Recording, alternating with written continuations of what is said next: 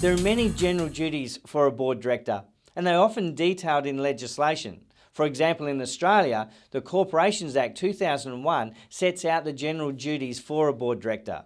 But a lot of the not-for-profits, being state legislation, they may not detail it in such a manner that is as clear as the Corporations Act. So under common law, we can refer back to the Corporations Act that sets the general expected duties and roles of a board director. But to give you an idea, let's look at some. First, it is actually to prevent the organisation trading insolvently, meaning you must make sure the organisation has the money to pay its debtors when and where the debt is occurred. So it must be operating legally. You must act with care and due diligence in your role as a board director.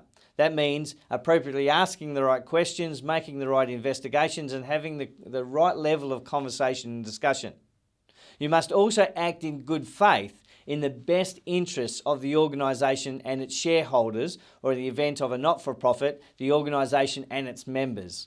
This means that you are representing them as an independent and must take that job very seriously and act in good faith.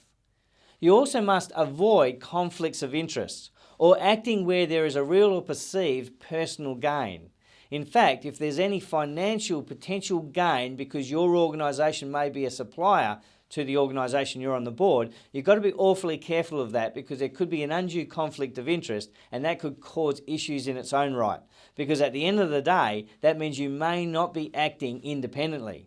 In fact, as a former director of Deloitte, we used to have to declare the shares we had, including not only ourselves, but our family members, on businesses that we were going in and working with. That's to avoid total conflict of interest. And I have sat and sit on the international board of the Project Management Institute.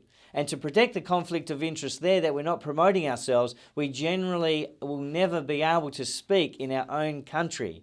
We go and represent the board in other countries just so there's no perceived potential for conflict of interest in self-promotion.